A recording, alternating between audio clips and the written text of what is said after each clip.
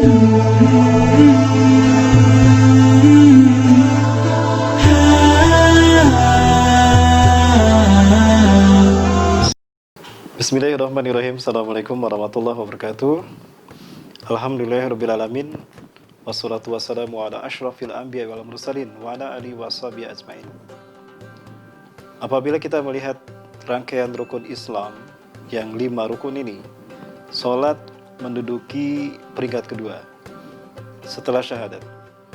Syahadat, salat, zakat, saum, dan haji. Kalau kita lihat secara filosofi, kenapa salat menjadi rukun Islam yang kedua setelah syahadat? Itu ternyata salat memiliki arti tersendiri. Semua susunan rukun Islam yang 5 ini tidaklah random, tetapi memang diatur sedemikian oleh Allah SWT. Sebagaimana salat diletakkan sebagai rukun Islam yang kedua. Kenapa demikian? Karena ternyata salat itu menjadi parameter benar tidaknya syahadat seseorang. Sehingga ketika ingin melihat seperti apa syahadat seseorang, kualitas syahadat dan tauhid seseorang, maka lihatlah salatnya. Kalau salatnya benar, salatnya beres, maka bereslah tauhidnya, benarlah syahadatnya. Tapi kalau salatnya rusak, maka rusaklah tauhidnya, tidak benarlah syahadatnya. Ya, maka tidak salah kalau Rasulullah SAW kemudian menegaskan kepada kita, Innal ahda baini wa bainan nas as-salah. Sesungguhnya perjanjian yang mengikat antara aku dengan manusia adalah salatnya. Faman taraka hadhil fariidah, barang siapa yang meninggalkan kewajiban ini, kewajiban salat ini, faqad kafara, maka sungguhlah kafirlah dia. Ketika seseorang dengan sengaja meninggalkan salat wajib yang 5 waktu ini, maka pada saat itu dia jatuh pada kekafiran. Ketika dia kafir, maka hancurlah tauhid dia dan hancur pula syahadatnya. Ini alasan pertama kenapa salat menjadi rukun Islam yang kedua setelah syahadat. Alasan berikutnya kenapa salat menjadi rukun Islam yang kedua setelah syahadat, itu adalah karena salat menjadi konfigurasi dasar tauhid secara umum, secara garis besar. Artinya, setiap rukun salat itu mensiratkan mana-mana tauhid yang dimodulasikan dalam bentuk gerakan, zikir, dan doa. Sebagai contoh, ketika kita takbiratul ihram, kenapa harus mengangkat kedua tangan? Kenapa harus mengangkat kedua tangan? Kemudian, kenapa harus mengucapkan Allahu Akbar? Kenapa harus mengucapkan Allahu Akbar? Para mulai rahmat Allah SWT, ketika seorang penjahat yang bernasib sial hari itu, dia lari ke satu tempat, di depannya ada dinding tinggi, dia tidak bisa melewatinya. Kanan kirinya pun ada tembok yang juga dia tidak bisa melewatinya. Ya. Maka ketika dia termenung kaku, tidak bisa melarikan diri, beberapa orang polisi yang menyergapnya pun menodongkan senjata ke arahnya. Maka apa yang dilakukan oleh penjahat tadi? Ketika dia balik badan, maka refleks angkat tangan.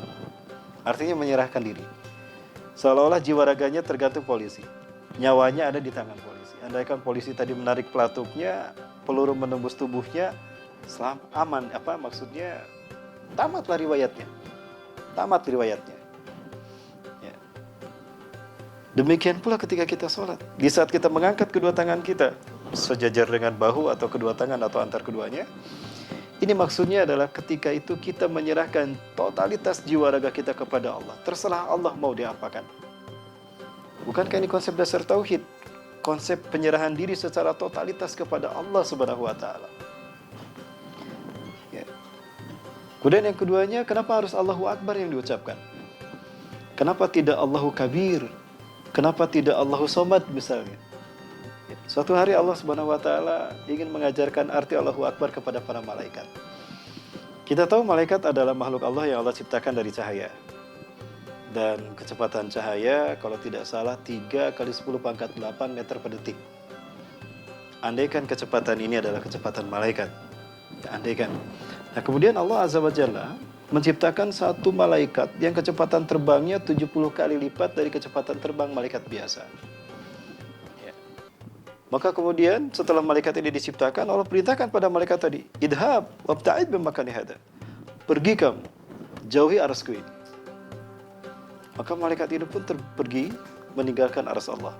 Dalam benaknya dia berpikir bahwa jika dia meninggalkan arsy Allah, maka makin jauh dia meninggalkan arsy Allah, maka arsy Allah ini makin kecil.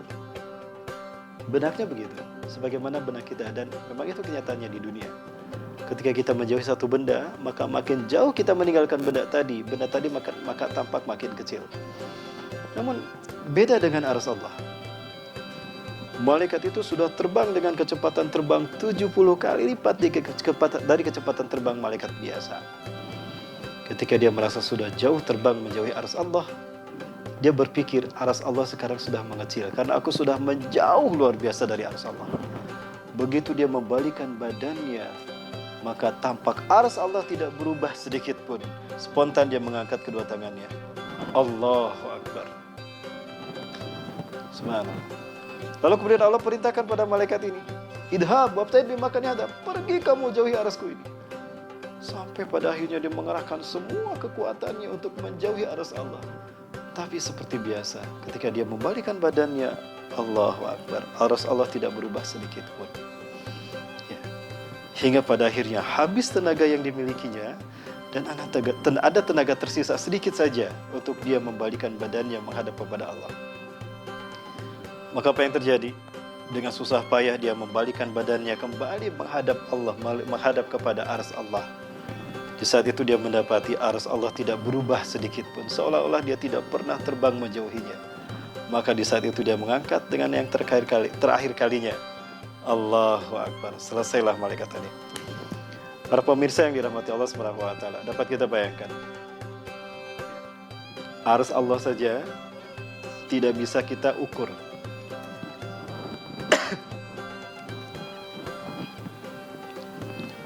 Arsy Allah saja tidak bisa kita ukur seberapa besar ukurannya.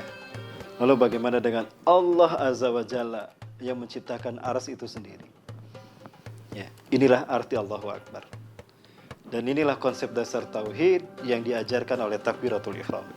Menyerahkan diri secara totalitas kepada Allah Subhanahu wa taala, ya, dan juga kepada Allah yang bersifat akbar. Artinya sudah sedemikian Allah Maha Besar, lalu patutkah kita takut kepada selain Allah? Ini adalah konsep dasar tauhid yang diajarkan oleh takbiratul ihram.